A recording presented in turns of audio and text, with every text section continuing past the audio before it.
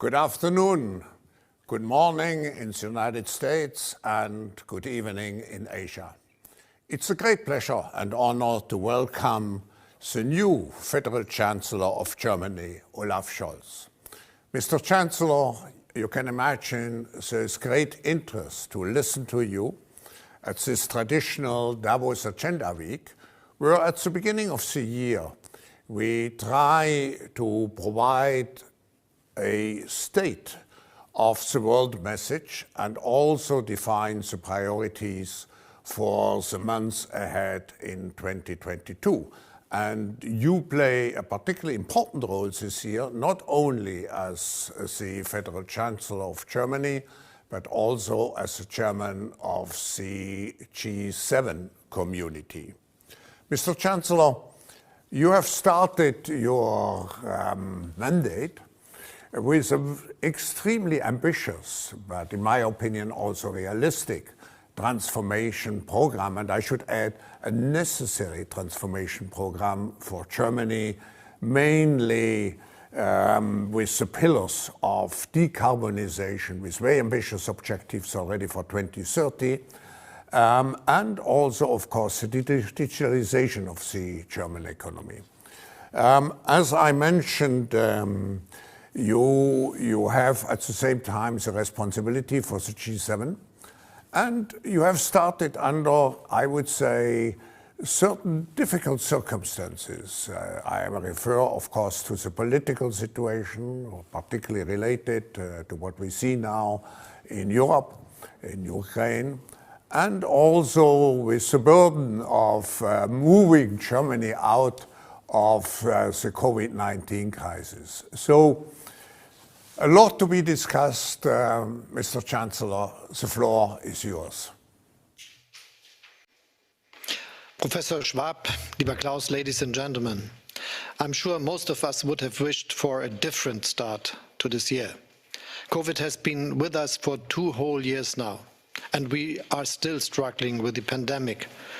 Our digital meeting today is proof of that. So obviously I can't avoid mentioning COVID in my remarks, but I will try something that Germans are not particularly famous for, being optimistic. And combined with the inevitable dose of German caution, I hope to give you a realistic assessment of both the opportunities and the challenges that we are facing, and hopefully some ideas on how to deal with them. Working together, restoring trust. That is the motto you have chosen for this year's annual meeting, Klaus. And indeed, it is also a good starting point for our exchange today. So let me begin with working together.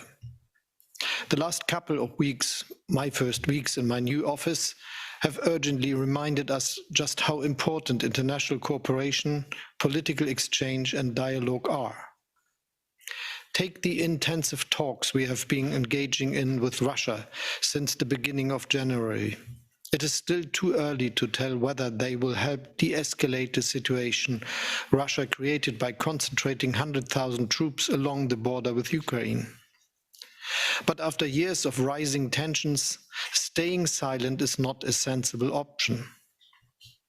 That is why we are talking to Moscow in a range of different formats. About our commitment to Ukraine's territorial integrity and about a key principle of our common European peace order, that borders must not be moved by force, that right makes might and not the other way around. The Russian side is aware of our determination. I hope they also realize that the gains of cooperation outweigh the price of further confrontation. This is the basis on which we are engaging, because we strongly believe that global public goods can only be preserved through international cooperation, and peace is the most important one of them. Closely followed by global health. One of the most uplifting statements that I have heard during the pandemic came from the Israeli historian and author Yuval Harari, and I quote, "The big advantage humans have over viruses is that we can cooperate in ways they can't." And we do. European doctors are benefiting from the findings of their American, Israeli, or African counterparts. Scientists from all over the planet are sharing their research on new variants and potential treatments globally, often in real time. And 2 German researchers invented a vaccine based on the new mRNA technology that helped save millions of lives around the world. These examples are proof of the power of cooperation. They also illustrate the importance of exchanges like the one we are having here today. It was at Davos in 2000 that leaders launched the Global Vaccine Alliance. Today, 21 years later, vaccines are by far our best tool to leave the pandemic behind us. Without a truly global immunization campaign, we will soon run out of letters in the Greek alphabet for new variants of the virus. But the good news is, thanks to far-sighted cooperation, we have the tools to break the cycle. And Germany, already the second largest donor to the global vaccine campaign, will continue to do its part. By supporting COVAX, we are determined to reach 70% of the world population by the middle of the year.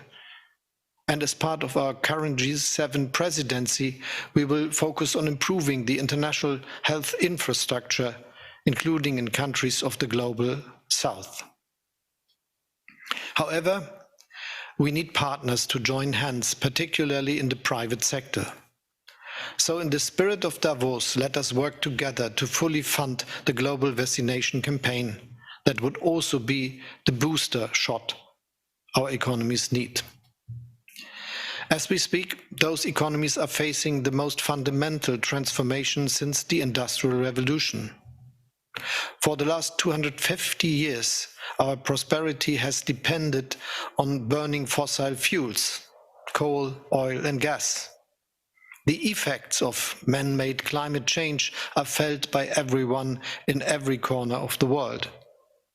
That is why Europe has decided to become the first carbon-neutral continent by 2050. Germany wants to reach that goal in 2045 already. This leaves us with less than 25 years to reach net zero, a monumental task. But a task that we can and will master.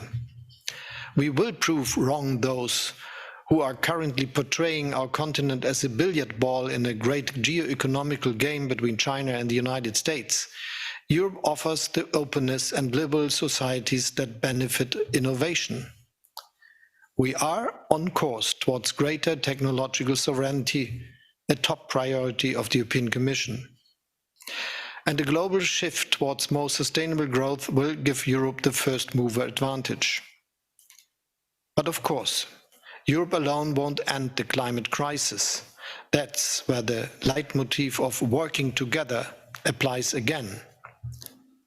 We will use our presidency of the G7 to turn that group into the nucleus of an international climate club. What we want to achieve is a paradigm shift in international climate policy. We will no longer wait for the slowest and least ambitious. Instead, we will lead by example, and we will turn climate action from a cost factor into competitive advantage by agreeing on joint minimum standards. Ambitious, bold, and cooperative. That will be the Climate Club's ABC. Ambitious by committing its members to the 1.5-degree target and to climate neutrality by 2050 at latest. Bold by ensuring that we act now to reach those goals, for instance by pricing carbon and preventing carbon leakage. And cooperative by remaining open to all countries and by respecting WTO rules. We are not looking to be an exclusive club. By addressing technology transfer and climate financing, we hope to bring developing and emerging economies on board. Let me highlight one example of how this could work: green hydrogen. Within the Climate Club, we want to work on a common understanding of what green hydrogen is, and we will coordinate our respective investments. That is the way towards a reliable global supply. The mutual benefits are obvious. For a country like Germany with a strong industrial base and high energy demands, and also for those who would become the main producers of green hydrogen, namely emerging economies and developing countries. Ladies and gentlemen, Germany is committed to playing a crucial role in the global transformation. We have set sail to turn the 2020s into a new beginning, a decade of transformation and progress for our country. By 2030, 80% of our energy will come from renewables, twice as much as today. This requires massive investment in our infrastructure, from electricity grids to hydrogen pipelines. We will speed up planning processes and stimulate private investment in future technologies and digitalization. And we will modernize our immigration laws to attract the skilled workers, scientists and technicians that our labor market needs. However, this transformation that we are now embarking on is not an end in itself. Progress is not an end in itself. And in hindsight, we sometimes have to realize that yesterday's ideas of progress can become today's and tomorrow's problems. Think about the ecological crisis. In the end, it is a product of former ideas of progress. So what we need is better progress. Progress that isn't measured just in its short-term results, but also factors in its long-term consequences and side effects. Progress that addresses the concerns of all of our citizens, because we know that change in a democracy only works if it is by the people and for the people. This is precisely where the second part of today's theme comes in, restoring trust. The sheer magnitude and simultaneity of globalization, digitalization, and climate adaptation leaves many citizens worrying. Will their well-paid jobs move away? Will energy prices or rents in big cities continue to soar? Will pensions remain secure and health systems reliable? Leaving questions like these unanswered erodes trust. Trust in our democratic systems and their promise of equal opportunities. And trust also in our social market economy and its promise of fairness. Yes, trust can erode, but it can also be won back.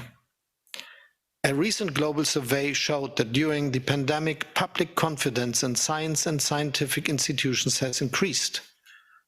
And nearly 9 out of 10 Germans, an increase over 2021, said in opinion polls that they have trust in health workers. So where does that leave us, governments and businesses? First, in an age of technology, our policies and decisions must be based on science, rationality, and reason. That is why my government has established an independent board of experts and scientists who advise us during the pandemic. And when their credibility is attacked by a small but loud and radical minority, it is our duty to defend them.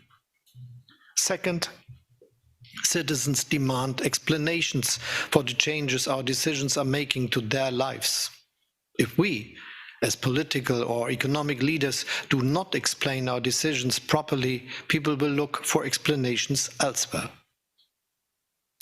Politics is will, the great Swedish Prime Minister Olof Palme once said. Will and communication, one must add, in today's digital world. And finally, we must not allow technological innovation and growth to be decoupled from social progress. On the contrary, only a society of mutual respect will stay united through the epochal changes that lie ahead. Social justice and equal opportunities do not stand in the way of transformation. They are necessary preconditions that make transformation work. I know that many of you share this view, and that for me is another source of optimism. Ladies and gentlemen, my hope is that we can maintain and build on that unity. Some will try to tell us that dialogue and compromise are signs of weakness. Some will try to pitch climate action against prosperity. Some will argue that social progress hampers economic growth. And some will try to divide us into cosmopolitans and regular citizens anywhere and somewhere rich and poor. But the truth is, the progress we want, better progress, will only be possible if we overcome these divisions. Working together is the way. Restoring trust is our goal. Thank you for your attention. Thank you very much, Federal Chancellor. Very ambitious, very comprehensive, but as I mentioned, very necessary program, because we are living in the age of the fourth industrial revolution.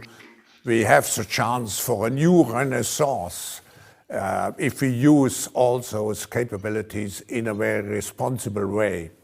Now, you mentioned many priorities which you have for your government, and you put particular emphasis on the word trust. If I may add one question here, trust depends also very much from a macroeconomic stable country. How do you see macroeconomic stability in this context of what you just outlined? I see that macroeconomic stability is key for the trust into the future, and this is why we have to work on our goals, and all the aspects have to be followed which are important for this task. So first, we will do a lot for growth, and second, we understand that this growth will only be successful if we, and will be going into the right direction, if we understand that digitalization and fighting against climate change are important for the future. And so these are the most important aspects of our decisions we will have to take. And this is why one of the first activities of the new government in Germany is to make all processes that fast and that successful that we will be able to reach our aims and our goals. And this, I think, is the basis for a good stability in the economic development and for growth. I would agree, and I would also coincide with your view that digitalization cannot be just referred to in the context of industry. It has to be public administration, it has to be the public in general, our schools and so on. If I may have another question, Mr. Chancellor. You didn't refer in your speech specifically to Europe. You made some remarks related to Europe, but Germany is the strongest power inside, economic power inside the European Union. How do you want to contribute during the next 4 or even longer years to a stronger unification of Europe? We are working very hard for getting a better Europe, a better union, to say it like this. And this is absolutely important. The world we will live in the midst of this century will see 10 billion people living there. And knowing this, it is absolutely important that we cooperate within the European Union and that we are working on the necessary success. So this is one of the key tasks of the government, to make Europe stronger. That this is something that could work, we saw and see during this crisis we are living in now, fighting against the COVID-19 pandemic and its economic and social consequences. The European Recovery Programme is a sign of what we can do, and it should be also the idea how we could manage to solve our problems in future if we cooperate in the different fields, may it be defense, may it be foreign policy, may it be the fight against climate change. And so working on European sovereignty and cooperation is one of the key aspects of our politics.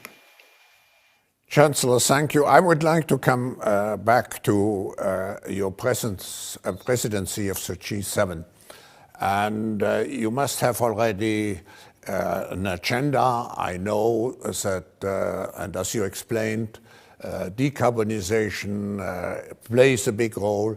But I think also you foresee, and you mentioned it very much, how the G7 could help the developing world to catch up and to have the means at its disposal to deliver its part in order to achieve the Paris Accord or even to do better.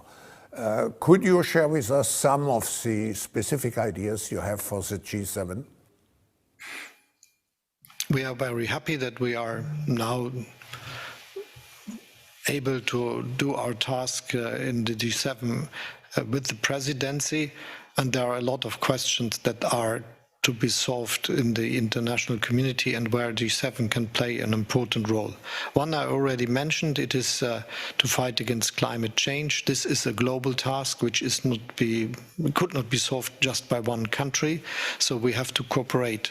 But if we follow this path, if we do the necessary decisions in our countries, this will have impacts on our industries and our businesses.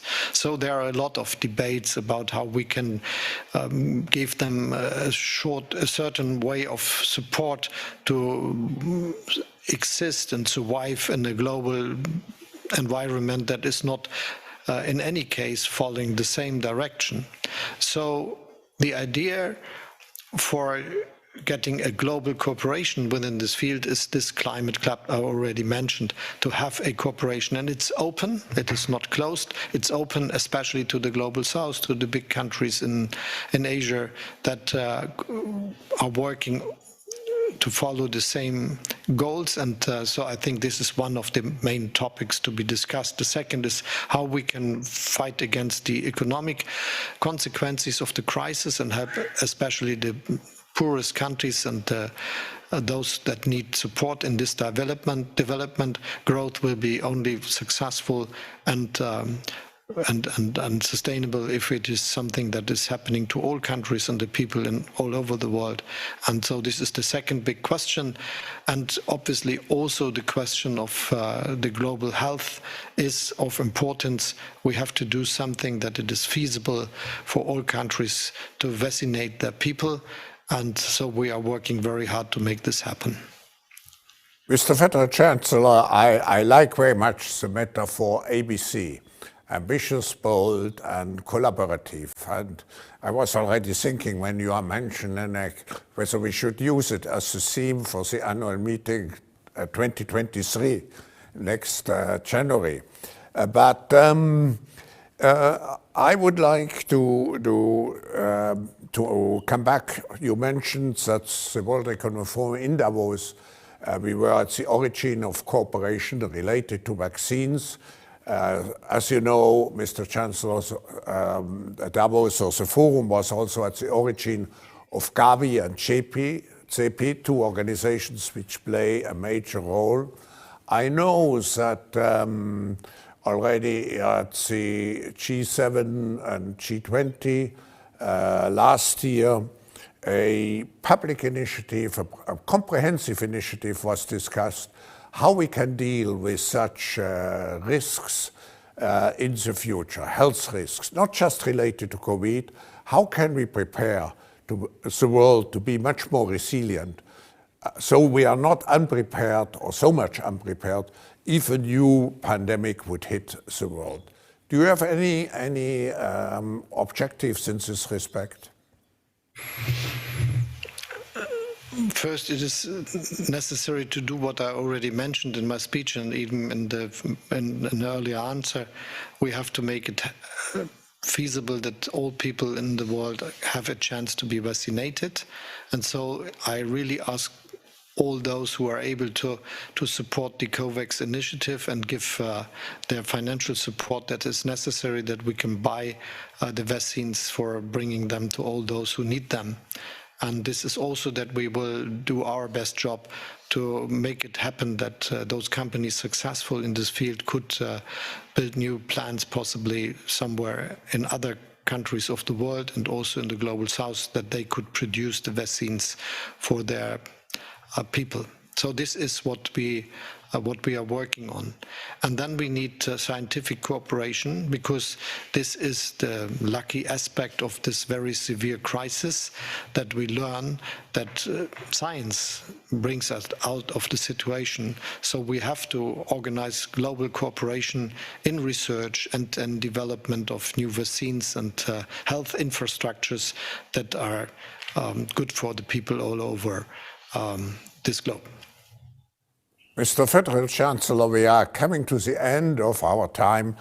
You know, the World Economic Forum, of course, we are known for Davos, but we have 50 different platforms for public-private cooperation in the environmental area, related to skills which are needed, related to innovation, and I could go on and on. So maybe one last comment. How can business in general, you mentioned already innovation, how can business in general be of support for your program? What would you expect from business, not only from the German business community, but from the international business community, to contribute to your objectives? There are a lot of tasks. I think would say research, investment, and social cohesion are key. So let the people share from the success you get from your investments. Yeah, and those investments should be guided by what we call the stakeholder mentality or stakeholder capitalism. And you mentioned it in your speech. It should be human-centered. It should take care of people, and it should also take care of our planet.